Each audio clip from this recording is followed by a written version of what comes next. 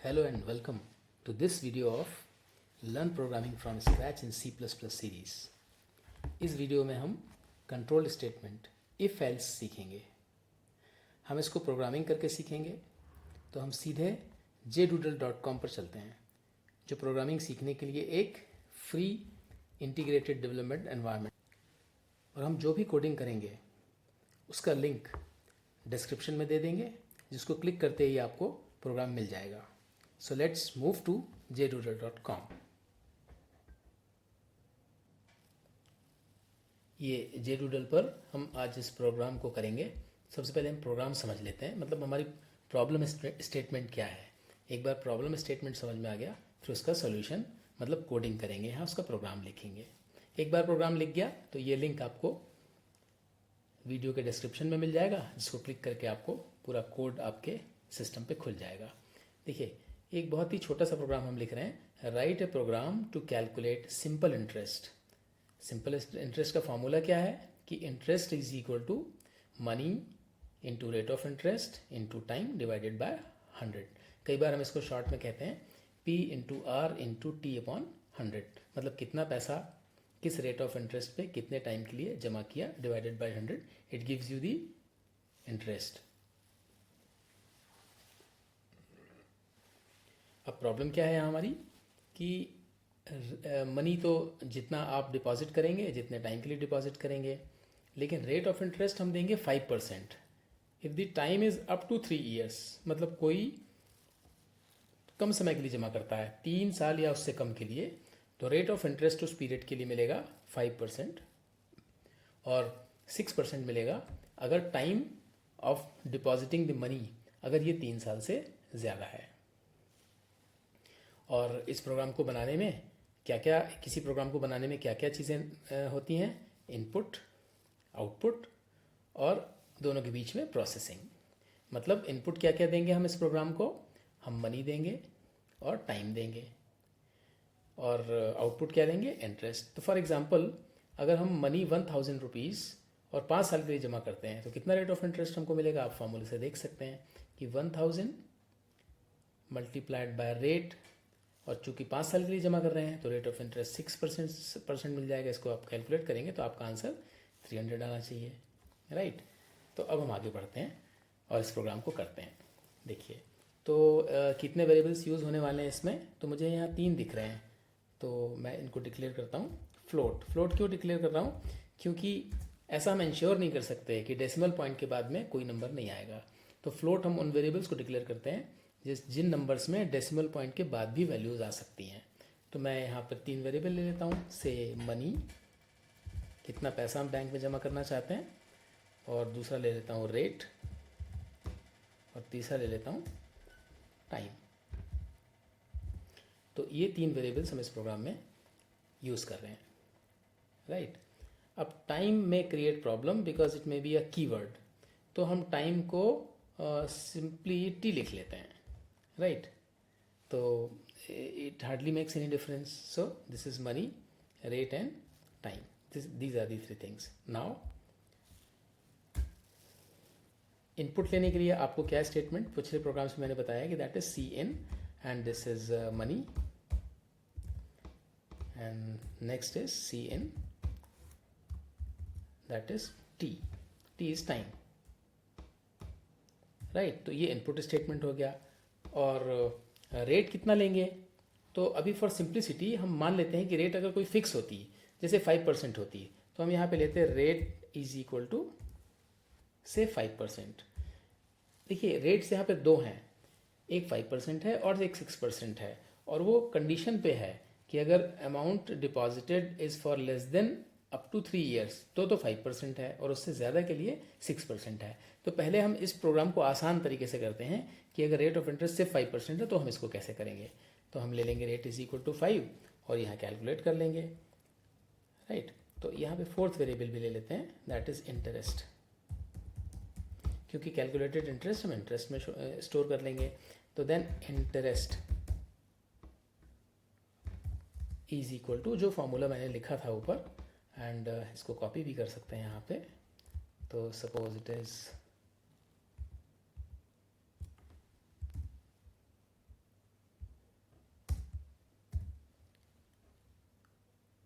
Right. लेकिन मेरे variable का नाम यहाँ पर टाइम नहीं है, वेरिएबल का नाम टी है क्योंकि मैंने इसको टी कर दिया है, तो ये फार्मूला हो गया, राइट। और आउटपुट, अगर इसी आउटपुट को दिखाना है कि आपका आउटपुट क्या आया, तो हम लिख सकते हैं यहाँ पे सी आउट एंड सपोज यहाँ लिख देते हैं कोटेशन मार्क के अंदर इंटरेस्ट इज इक्वल टू, और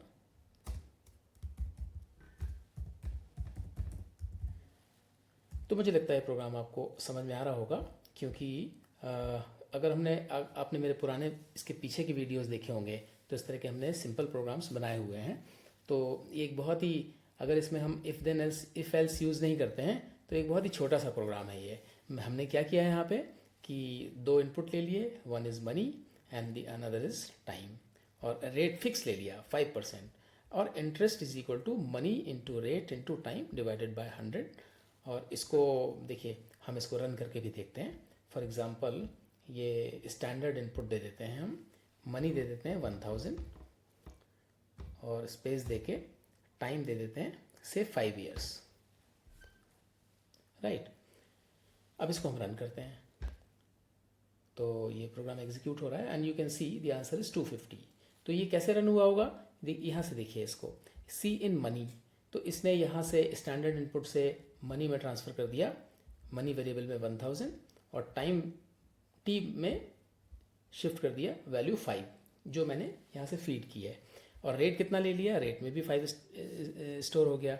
अब इस फॉर्मूले में how much is money, money is 1000 multiplied by rate is 5 multiplied by 5 divided by 100। इसको आप कैलकुलेट करेंगे, so answer is going to be 250। तो it is very much correct. लेकिन हम यहाँ ये नहीं करना चाहते थे, हम क्या चाहते थे यहाँ पे, हम ये चाहते थे कि अगर टाइम, हम यहाँ से टाइम को चेक करें, if this time is more than 3 years, right. आप देख सकते हैं लाइन नंबर 3 में कि if this time is up to 3 years, the rate of interest is 5, but if the time is more than 3 years, then rate of interest is equal to 6। तो उस हिसाब से तो ये हमारा आंसर गलत आ गया, क्योंकि चूंकि टाइम यहाँ पे 5 years था तो आंसर हमारा 300 आना चाहिए था, रेट हमको लेनी चाहिए थी। तो यहाँ पे हमारा इफ़ एल्स स्टेटमेंट काम आता है। चलिए अब हम इफ़, इसको हम रेट इज इक्वल टू 5 को हटा देते हैं और यहाँ पे हम इफ़ एल्स स्टेटमेंट को लिखते हैं। तो मैंने क्या लिखा है यहाँ पे, इफ़, राइट, और ब्रैकेट में कंडीशन लिखेंगे और यहाँ पे करली ब्रैकेट लगाएंगे, करली ब्रैकेट, और सपोज इस करली ब्रैकेट को यहाँ क्लोज करेंगे, और इसके बाद मैंने लिखा एल्स, फिर एक करली ब्रैकेट लगाया और इस करली ब्रैकेट को यहाँ क्लोज किया। अब देखिए ये लाइन नंबर 18 से लेके लाइन नंबर 23 तक ये हमारा इफ़ स्टेटमेंट है, इफ़ एल्स स्टेटमेंट है। अब ये कैसे काम करता है मैं आपको समझाने की कोशिश करता हूँ। देखिए इफ़ के बाद में ये जो ब्रैकेट है इसके अंदर कंडीशन लिखते हैं। अब कंडीशन कैसे लिखते हैं, तो कंडीशन मतलब जैसे 6 ऑपरेटर्स हम इसमें यूज़ कर सकते हैं। मैं यहाँ पे कमेंट करके लिख देता हूँ, जैसे हम क्या क्या यूज़ कर सकते हैं। अगर हमको लेस देन कंपेयर करना है तो हम लेस देन का सिंबल बना सकते हैं, राइट। और उसके बाद में ग्रेटर देन चेक करना है तो ग्रेटर देन का सिंबल बना सकते हैं, और अगर इक्वल टू कंपेयर करना है तो 2 बार इक्वल टू लिखते हैं, तो 1 2 3, राइट। और क्या कंपेयर कर सकते हैं, नॉट इक्वल टू, तो नॉट इक्वल टू लिखने के लिए ये 2 सिंबल्स टाइप करते हैं, एक्सक्लेमेशन और इज इक्वल टू, इसको बोलते हैं नॉट इक्वल टू, राइट। और कई बार हमको कंपेयर करना होता है कि लेस देन इक्वल टू, तो हम लेस देन के साथ इक्वल टू लगा सकते हैं, और ग्रेटर देन इक्वल टू के लिए ग्रेटर देन इक्वल टू लगा सकते हैं। तो हम बहुत सारी कंडीशंस इन 6 ऑपरेटर्स को यूज़ करके लगा सकते हैं। तो यहाँ पे हमको क्या चेक करना है, हमको यहाँ ये चेक करना है कि if time is greater than 3, right. तो ये कंडीशन है हमारी। अभी काम कैसे करता है अब ये समझने की कोशिश कीजिए। इफ स्टेटमेंट, तो प्रोग्राम आपको पता है सीक्वेंशियली रन होता है, मतलब लाइन नंबर 16 रन होगी तो सी इन मनी, मतलब स्टैंडर्ड इनपुट से 1000 आ जाएगा मनी के अंदर। अगली लाइन 17 है तो अगला इनपुट दैट इज़ 5 ये आ जाएगा टी के अंदर। अब इफ़ एग्जीक्यूट होना है तो इफ़ स्टेटमेंट को बोलते हैं हम कंट्रोल स्टेटमेंट। इसको कंट्रोल स्टेटमेंट क्यों बोलते हैं, क्योंकि ये जो प्रोग्राम का नॉर्मल कंट्रोल है, एक के बाद एक के बाद एक सीक्वेंस में स्टेटमेंट रन करने का, इसको ये चेंज कर सकता है, और इसको हम ब्रांचिंग स्टेटमेंट भी बोलते हैं। तो एक्चुअली इस इफ से यहाँ से दो ब्रांचेस शुरू हो गई। ये जो कंडीशन है t ग्रेटर देन 3, इसके दो ही आंसर आ सकते हैं, ट्रू या फॉल्स।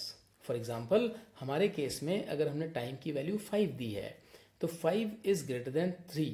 मैं आपसे पूछूंगा कि क्या 5 3 से लार्जर है, बड़ा है, तो आपका आंसर क्या आएगा? True, right. अब अगर किसी समय पे हम t की वैल्यू यहाँ पे 5 ना देके सपोज 2 दे देंगे, तो अगर t की वैल्यू 2 है, तो मैं आपसे पूछता हूँ कि क्या 2 3 से बड़ा है? Is 2 greater than 3? तो your answer will be false. तो it is a very simple statement कि ये इफ स्टेटमेंट इस कंडीशन को चेक करता है। अगर ये कंडीशन ट्रू है, तो ये जो करली ब्रैकेट वाला ब्लॉक है, यहाँ से लेके लाइन नंबर 21 वाला, जो भी इसके अंदर लिखा होगा वो एग्जीक्यूट हो जाएगा, राइट। और एल्स वाला पार्ट एग्जीक्यूट नहीं होगा, और कंट्रोल सीधा कहाँ चला जाएगा? नेक्स्ट लाइन पे, मतलब 25 26 ही आगे के एग्जीक्यूट करने लगेगा। इसी तरह से अगर ये कंडीशन फॉल्स है, इसका आंसर ट्रू नहीं आता, तो ये जो पहला वाला करली ब्रैकेट वाला ब्लॉक है, ये टोटली इग्नोर हो जाएगा and the control will move to the else block. तो मेरे ख्याल में आपको समझ में आया होगा कि इफ स्टेटमेंट के साथ आपने कंडीशन दी है, तो या तो इसका ये ट्रू वाला ब्लॉक एग्जीक्यूट होगा या एल्स वाला ब्लॉक एग्जीक्यूट होगा, दोनों ब्लॉक्स कभी एग्जीक्यूट नहीं होंगे, राइट। अब इतना समझने के बाद देखिए प्रोग्राम हमारा बन गया है। तो if t is greater than 3, तो हम इसमें बीच में क्या लिख दें कि rate is equal to 5, and I am sorry, if t is greater than 3 then rate must be equal to 6, क्योंकि हमारे देखिए ऊपर क्वेश्चन में क्या लिखा है, rate is equal to 6% if time is more than 3 years, otherwise the rate of interest is 5%। और नीचे एल्स वाले पार्ट में मैंने लिखा है यहाँ पे rate is equal to 5। I hope कि आपको ये प्रोग्राम समझ में आया होगा यहाँ तक। तो आप देख सकते हैं कि जब ये इंटरेस्ट फॉर्मूले में रेट की वैल्यू आनी है, तो उसके पहले इफ एल्स स्टेटमेंट से डिसाइड हो जाएगा कि रेट वो 6 लेगा या रेट वो 5 लेगा, है ना, राइट। तो आप इसको हम रन करने से पहले इसको ड्राई रन करते हैं। मतलब ड्राई रन का मतलब कि इसको हम सोचते हैं कि कंप्यूटर्स को कैसे रन करेगा, स्टेप बाय स्टेप आगे चलते हैं।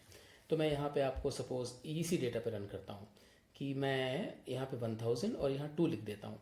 तो जब ये सी इन स्टेटमेंट रन होगा तो 1000 वैल्यू मिल जाएगी मनी को, और टाइम t को वैल्यू मिल जाएगी 2।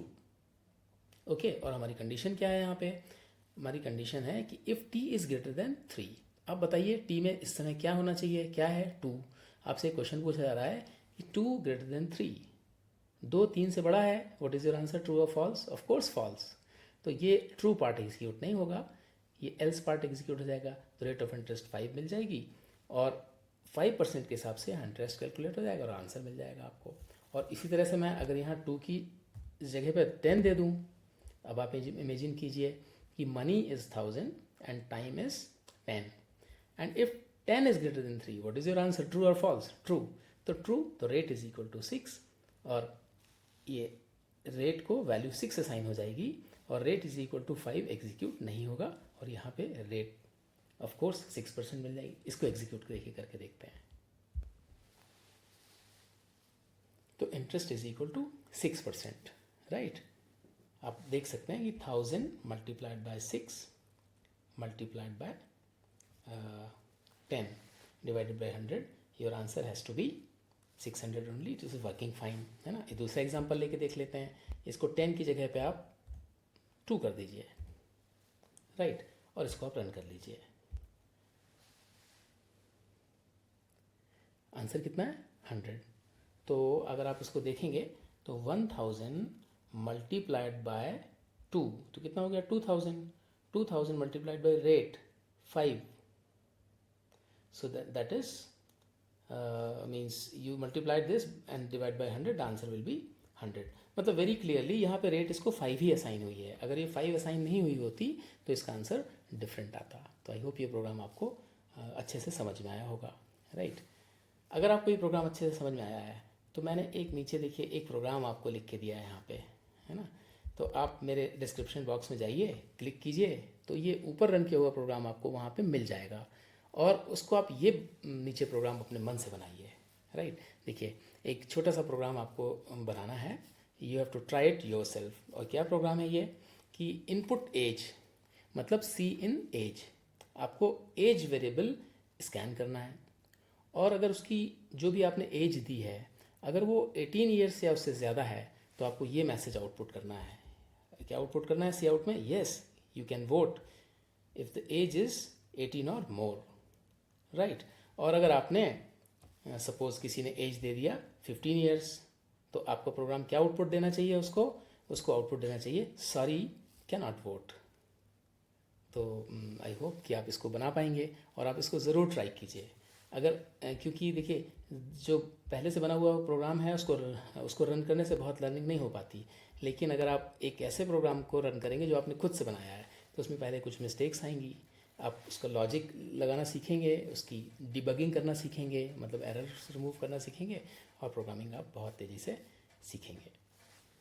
और मैं आपको थोड़ा सा ये भी बताऊँ, आगे भी बताऊँगा और प्रोग्राम्स में कि देखिए एक बार आपने इफ़ कंडीशन और करली ब्रैकेट के अंदर, यहाँ हमारी रिक्वायरमेंट थी सिर्फ एक ही लाइन लिखने की, रेट इज़ इक्वल टू 6, इसलिए मैंने सिर्फ यहाँ ये इतना सा लिखा है, लेकिन आपको कोई रेस्ट्रिक्शन नहीं है।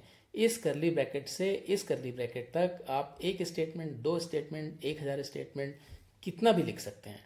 और यहाँ पे आप सी इन आपकी रिक्वायरमेंट तो लिख सकते हैं, सी आउट लिख सकते हैं, इसके अंदर दूसरा इफ़ लगा सकते हैं, दूसरा भाई लगा सकते हैं, मतलब ये इस ब्लॉक से इस ब्लॉक तक और इस ब्लॉक से इस ब्लॉक तक आप पूरा प्रोग्राम जो आपकी रिक्वायरमेंट है उसको आप लिख सकते हैं।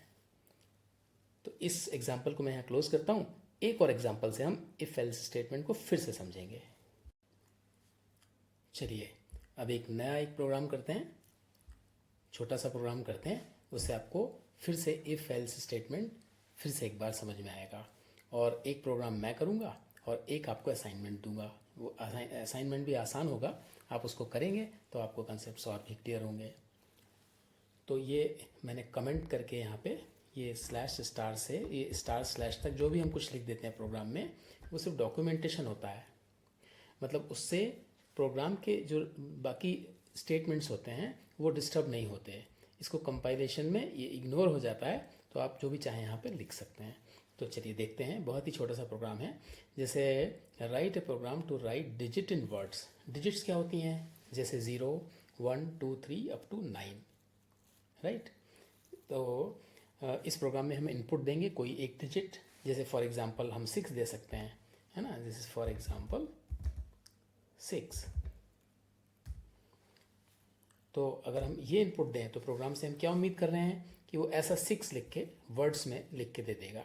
जैसे मैं आपको बोलूँ कि नंबर 3 दूँ आपको, ये ऐसे 6 दूँ, तो आउटपुट क्या चाहूँगा कि SIX लिख दें।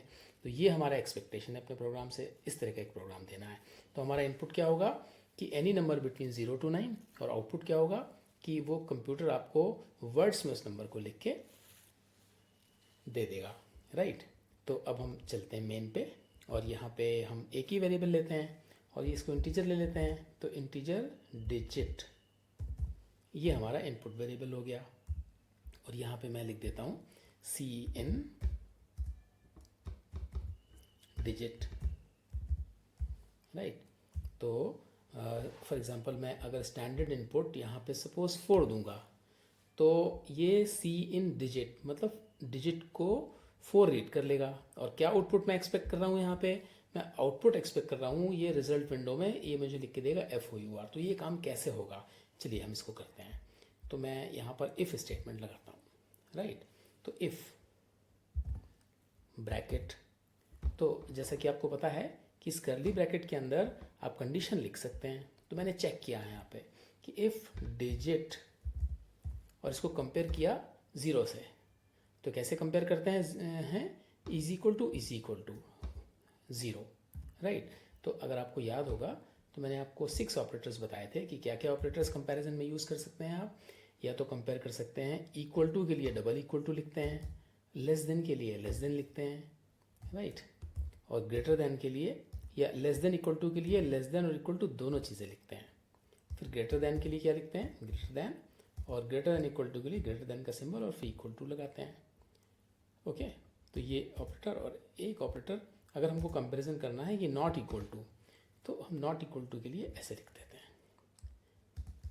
तो जिसकी भी रिक्वायरमेंट हो उन ऑपरेटर्स को हम यूज़ कर सकते हैं। तो मैं यहाँ कंपेयर कर रहा हूँ कि जो आपने डिजिट स्कैन की सी इन की, अगर ये digit is equal to zero है तो मुझे ये करली ब्रैकेट लगाया मैंने और ये इसको क्लोज कर दिया। तो इस ब्लॉक के अंदर मैं जो कुछ भी लिखूंगा उसको एग्जीक्यूट होना होगा। ओके, पिछली बार मैंने आपको बोला था कि इफ़ ये कंडीशन या तो ट्रू होगी या फॉल्स होगी। फॉर एग्जांपल अगर डिजिट की वैल्यू 4 है, डिजिट की वैल्यू 4 है और मैं पूछूंगा कि क्या 4 0 के बराबर है, तो your answer will be false.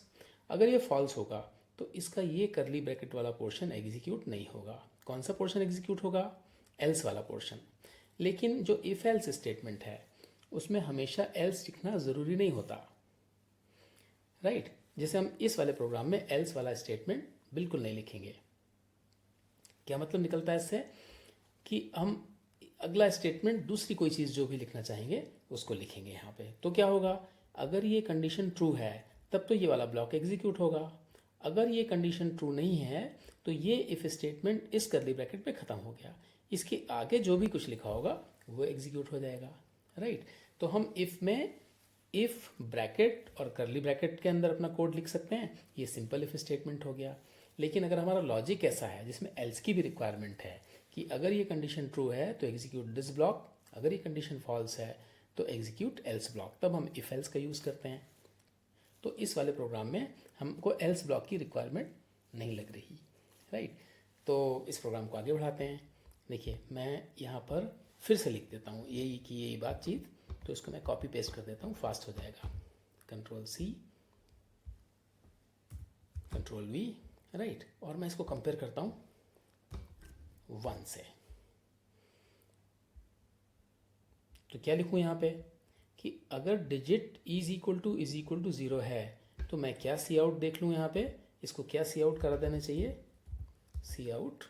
और आपको पता है कि अगर मैं कुछ कोटेशन मार्क के अंदर लिख देता हूँ तो वो एज इट इज प्रिंट कर देता है। तो ZERO, it should print 0, right?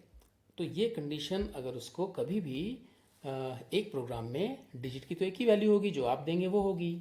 या तो मैं इसको 4 दूंगा या इसको 1 दूंगा या 0 दूंगा या 9 दूंगा, कुछ भी दूंगा, राइट? तो अगर मैं यहाँ लिखता हूँ कि if digit is equal to 0 तो ये कंडीशन ट्रू हो जाएगी, तो ये 0 प्रिंट कर देगा। अगर ये डिजिट इज इक्वल टू 0 नहीं है तो ये वाला पार्ट एग्जीक्यूट नहीं होगा, राइट? बिल्कुल एग्जीक्यूट नहीं होगा, क्योंकि इफ़ का मतलब ही यही है कि if condition is true do this, otherwise don't do this. तो ये कहाँ चला जाएगा, नेक्स्ट स्टेटमेंट पे। तो नेक्स्ट स्टेटमेंट 20th लाइन पे है, तो वो ये स्टेटमेंट ऊपर वाले स्टेटमेंट का पार्ट नहीं है, ये नया ही स्टेटमेंट आ गया, मतलब ये एक और इफ स्टेटमेंट आ गया। इस इफ स्टेटमेंट में ये डिजिट को 1 से कंपेयर करेगा। अगर ये डिजिट इक्वल टू 1 है तो ये वाला करली ब्रैकेट एग्जीक्यूट हो जाएगा, राइट? और आप, मुझे लगता है कि आप समझ गए होंगे मैं यहाँ क्या लिखने वाला हूँ। तो अगर ये कंडीशन मीट आउट होती है तो I must write here C out. What should I write here? It should output 1. Okay, so it should output 1. तो हमारी डिजिट्स कहाँ तक जा सकती हैं? या तो हमारी डिजिट हो सकती है 0 या 1 2 3 अप टू 9। इसका मतलब मुझे ये कॉपी पेस्ट कई बार करना पड़ेगा, यही का यही कोड थोड़ा सा चेंजेस करना पड़ेंगे। तो देखिए थोड़ा सा बड़ा प्रोग्राम बन जाएगा। तो मैं इसको दोनों ब्लॉक्स को कॉपी कर देता हूँ। तो this is copy and then this is paste, control V। तो यहाँ पे 0 लिखा, यहाँ पे 1 से कंपेयर किया, यहाँ पे मैं इसको 2 से कंपेयर कर लेता हूँ, यहाँ पे मैं इसको 3 से कंपेयर कर लेता हूँ, और अगर 2 है तो यहाँ मैं इसको 2 लिख देता हूँ, और अगर 3 है तो यहाँ इसको लिख देता हूँ 3, राइट? तो अभी अगर मैं इसको रन करूँगा, चलिए इतना ही रन करके देखते हैं क्या होता है। तो लेट्स एग्जीक्यूट दिस, और मैंने इसको रन किया, yes now it's all right. तो इसको मैं एग्जीक्यूट करता हूँ इस प्रोग्राम को, तो कोई भी आउटपुट क्यों नहीं आया? तो आप देख सकते हैं कि अभी हमारा प्रोग्राम इनकम्प्लीट है।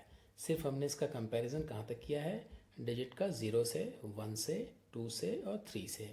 अगर हमने डिजिट को 4 वैल्यू दे दी तो ये भी ब्लॉक, ये कंडीशन भी ट्रू नहीं थी, इसलिए ये भी सी आउट एग्जीक्यूट नहीं हुआ।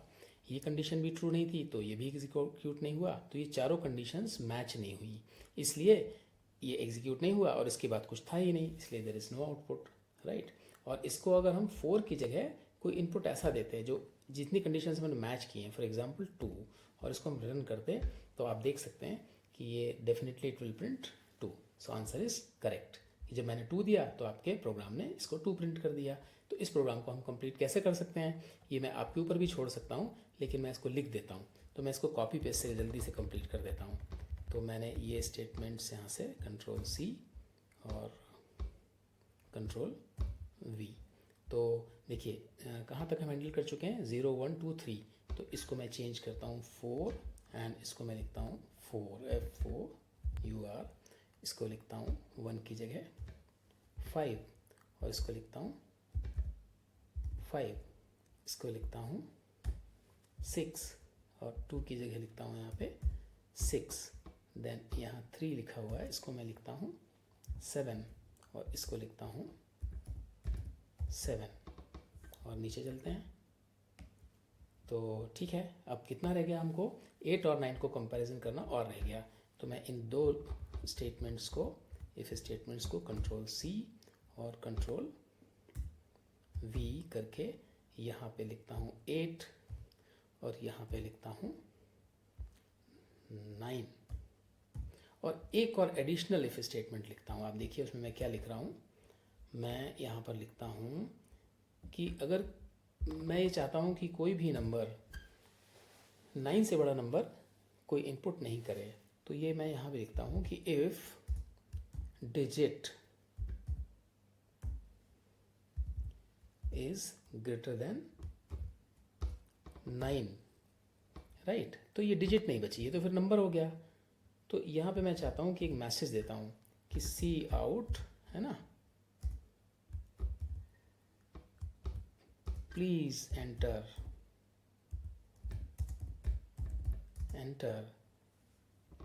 Between 0 and 9। तो आपको ये मैसेज है कि कोई भी नंबर जो आप एंटर कर रहे हैं तो 0 से 9 के बीच का ही दीजिए, तो आपको आंसर मेरा प्रोग्राम दे पाएगा। तो मेरे ख्याल में हमने बातों ही बातों में एक, देखिए 50 लाइन्स का एक प्रोग्राम हमने लिख लिया, जिसमें ज़्यादातर हमने चीज़ें कॉपी पेस्ट की हैं। और आप एक नई ऑब्जर्वेशन आपको ये आई यहाँ पर कि इफ़ एल्स स्टेटमेंट में आप इफ़ एल्स स्टेटमेंट भी लिख सकते हैं। अगर आपको एल्स की रिक्वायरमेंट नहीं है तो सिर्फ इफ़ स्टेटमेंट भी लिख सकते हैं। तो मैंने बहुत सारे इफ़ स्टेटमेंट्स यहाँ पे लिखे हैं और मैं इसको रन करता हूँ। तो शायद हमने बहुत सारी मिस्टेक्स छोड़ दी हैं। लाइन नंबर 48 में सेमीकोलन मिसिंग है, राइट, इसको मैंने ठीक कर दिया। अब एग्जीक्यूट करते हैं तो आप देख सकते हैं कि आंसर ठीक आ गया। 2 की जगह मैं यहाँ पे 7 दे देता हूँ, फिर एग्जीक्यूट करता हूँ तो आंसर 7 आ गया। मतलब ये प्रोग्राम बिल्कुल बढ़िया काम कर रहा है। आंसर मैं 0 दे के देखता हूँ तो it is printing answer as 0, nice. और मैं कोई नंबर इसको देता हूँ 1000, देखता हूँ क्या प्रिंट करता है ये। तो आप देख सकते हैं कि मुझे मैसेज दे रहा है yes I am waiting for this to execute, है ना, प्लीज़ एंटर बिटवीन 0 and 9, क्योंकि मेरा प्रोग्राम सिर्फ 0 से 9 तक की डिजिट्स पहचानता है। तो this completes my program here. इसके नीचे आप देखिए मैंने आपको एक असाइनमेंट छोटा सा करने को दिया, आप ज़रूर इसको करके देखिए। Hope you enjoyed this video, happy learning. इस वीडियो को आप लाइक, शेयर और कमेंट कीजिए, और ऑफ कोर्स अगर आपने सब्सक्राइब नहीं किया हो तो सब्सक्राइब भी कीजिए, जिससे और लोग भी इन वीडियोस का फ़ायदा उठा सकें। Thank you.